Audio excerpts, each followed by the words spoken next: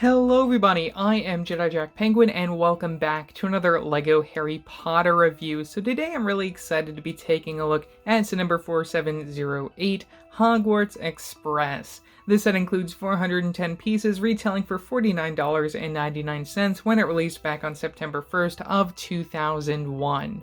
Now this is the first ever version of this train. It's very similar to another one that I'm going to be reviewing sometime before the end of the year, which came out in 2004 by the way. I also wanted to start off this video by giving a shout out to my friend Luke, or No One of Importance on Instagram. Follow him, link in the description below, for letting me buy this set off him. As of this point in my collection, I currently own every single version of the Hogwarts Express except for the motorized 2004 version. I have the regular one, which you'll be seeing a video on soon, as well as the giant direct-to-consumer that released as of this year 2022. Now, it would be a crime if I didn't show some of the papers that I ended up receiving alongside this set, including this one that features our passenger compartment. Really interesting that it's in black and white. Not sure what this is. I guess it just came within the box. I know LEGO back in the day used to like including posters and all sorts of things.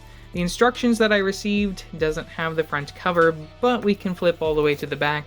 Take a look at some of the alternate images as well as the alternate builds that are included. Really interesting that they included this back in the day. You can give Hermione a car. I don't know if that's appropriate or not. You can do some other funky stuff with the train if you desire, and completely forget about it and make some sort of weird station, or I guess a piece of Diagon Alley maybe? I don't know. Again, just lots of weird funky things that LEGO did back in the day when it came to alternate builds. One more thing that I have to mention when it comes to this particular set is the fact that it can be motorized, just like the 2004 version, which actually came with a specific bundle to motorize it. This one you just had to go out and buy the extra parts in order to make it run, as you can see in this cartoon illustration, which I guess is also kind of weird that they don't show the real thing, but here's what you need to get in order to actually motorize the set. It's nice that they include that within the instructions and not somewhere else. To start off our minifigure selection, obviously we have to start with the boy who lived himself, Harry Potter, who is not exclusive, later coming within the Gringotts Bank in 2002, another review that'll be coming up before the new one eventually releases. Now this design is pretty simple. You get the tan legs, you get the blue shirt, that casual muggle style for the outfit. No back printing, because they didn't do that back in the day. No double-sided facial expression, same facial expression that you'll get up to 2003 and even into 2004, but in the flesh tone color. Classic hairstyle. Only thing that I have to mention here that is kind of weird that they show in the instructions is the fact that he comes with a gray wand. Instead of a brown wand, you'll see Ron with a brown wand. They seem to like to switch up that continuity between all these 2001-2002 sets. It's kind of weird, but not something that you can't easily fix. Next up we have Ron Weasley in his same appearance from the Escape from Privet Drive set in 2002. This is LEGO, I guess, saying that he wears the same outfit into Chamber of Secrets, which he doesn't, but oh well, it is what it is. I believe this variant also comes with a cape within one of those classroom sets. Just like Harry, he's wearing his casual muggle style outfit, which is more inaccurate than what Harry's wearing. Only the front printing, same facial expression you'll see into 2002, and then later in the flesh tone in 2004, same sort of classic style for the hairpiece, and a brown wand for the accessory. Wrapping up our minifigure selection, we have our only exclusive minifigure to this set, Hermione Granger, who is exclusive because she's in her pre-sorting Hogwarts uniform. We get the little H for Hogwarts logo on her outfit, which I think is really great that they made this back in the day. This torso piece only comes in one other set, that being the $10 sorting hat, which is another review coming up sometime in the future, by the way. Alongside her minifigure, we also get one of those cape pieces with the printed stars, which you saw a lot back in the 2001 through 2002 sets. No back printing, same facial expression as you'll see into 2002, and the classic hairpiece design. Again, most of the 2001 through 2002 sets are based off the designs as described in the book, so it's really cool to see LEGO's decisions when designing these minifigures. When building the set, you start by building the train and then moving on to the station. So we're gonna start by taking a look at the station, because that really is the first place that you go in order to actually catch the train.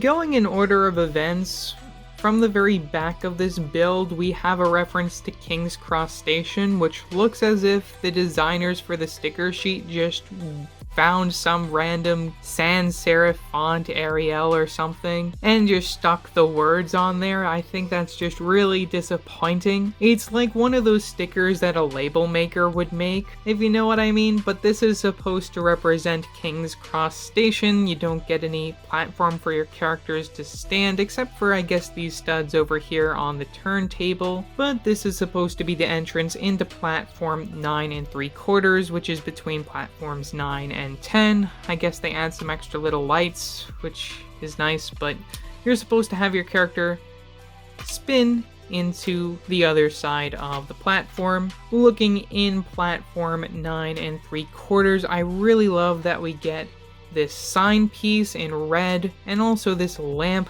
post in red, which I believe are still exclusive colors to this particular set. You also see the lamp post repeated from the other side, where you get a little light. You have a trash can with a broom, a wheeler to help carry some suitcases, as well as a small little trolley that includes 2 of these suitcases. You get the wheel pieces, same wheel pieces that you'll see on that thing. And from the very side over here, we happen to get a potions book in green. There isn't anything too exciting in here. You just get the print from the front, the spine, and the very back of it. Not sure why it's included in here. I guess you could also put that in the trolley, but it just doesn't really make sense. It's just such a weird placement on the platform. One good thing at least is the fact that you do get all these studs in order to place your minifigures as you please, plenty of leg room for them to stand. Now before we move on to the train, I do also have to talk about the very top here, where we get another sticker with the platform 9 3/4 Hogwarts Express. I do also have to note that you get the TM and you also get the Warner Brothers copyright on these stickers, which I think is really interesting that LEGO included that. And we also get this 2x2 circular tile for the clock at the very top, which again is really nice to see on this build. Overall, this is definitely something LEGO could improve upon, but I guess it's a good start for the time period. The first section of the train that you build is the engine, which includes this black and red color scheme.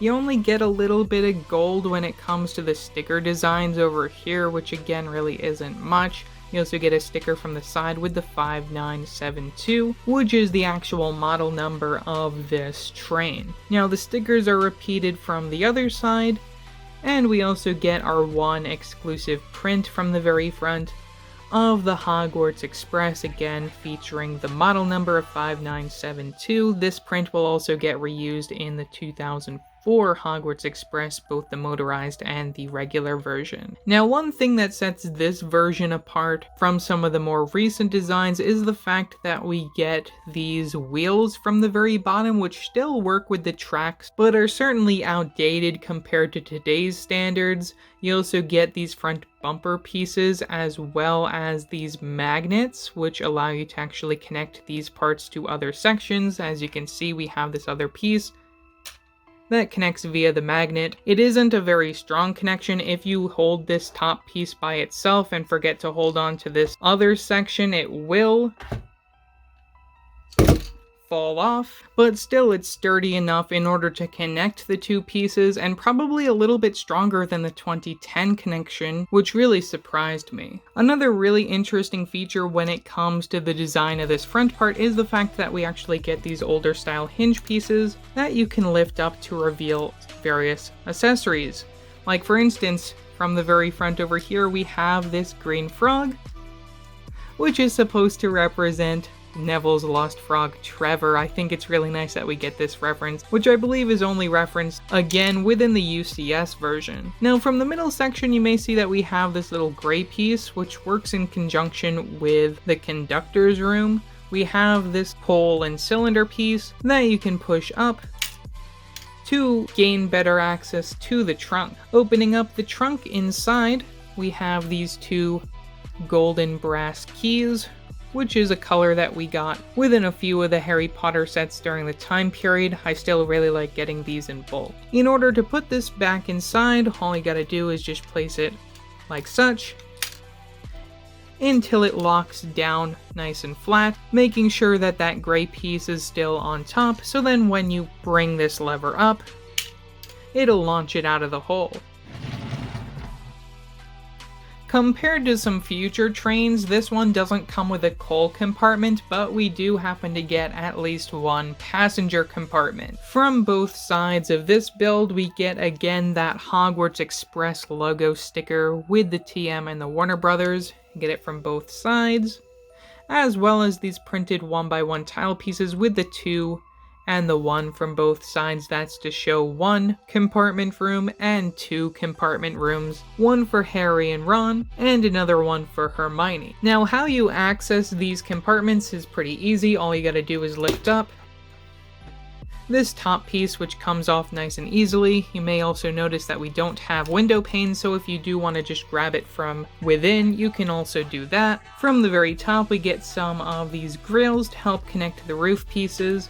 And we also get a spider from the very top who's just catching a ride on the Hogwarts Express. But looking inside the compartments, we have this one, which features another sticker piece which comes on its own sticker sheet, that being for this 2x2 dark gray tile with the Dumbledore chocolate frog card. Now, we also saw another chocolate frog card Dumbledore within the Hogwarts Castle release. Compared to that one, this one is on a dark gray tile piece, that other one being on a black tile piece. I believe the stickers are the same. Unfortunately, I can't find my other chocolate frog card, so you guys won't be able to see a comparison of that until I do my full-on Hogwarts Express comparison. In addition to that stickered piece, we also happen to get Harry's snowy owl Hedwig in that compartment. And from the other one, we happen to get a gray rat to represent Scabbers, and we also get 2 more of these star-studded capes, which you can have for both Harry and Ron. Before I end off this section, I did want to show that you can sit all 3 of your minifigures within the compartment. You just have to move some things around. I should also say one downside to putting your minifigures in here is the fact that their legs may get stuck to the 2x4 plate pieces. I also do have to note from the foundation of this build that we have these holes, which I think actually work very well. It gives you an extra bit of room when it comes to characters with capes like Hermione, so it doesn't get rumpled up too badly. For $50 back in the day, I think this was a pretty reasonable deal. You got your 3 main characters, Harry, Ron, and Hermione, as well as the very first version of the Hogwarts Express. Now, yes, LEGO has made better versions of this in the future, but for the time period, this was a pretty great start. You even get a reference to King's Cross Station, as kind of low budget as it is. I also think it's really interesting that the design for the train itself didn't really change much between this and the 2004 version, which you'll see in my comparison video. Some really interesting changes between that version and this one, but really there are a few changes specifically in the front engine that I think really help the design, and I'm really excited to show you. So yeah, that's all that I have to say for this video. Leave your thoughts down in the comment section below, what your thoughts are on this set. Also, don't forget to like and subscribe and hit that bell icon so you never upload a new video. So yeah, that's it for now, and I will see you next time. Bye!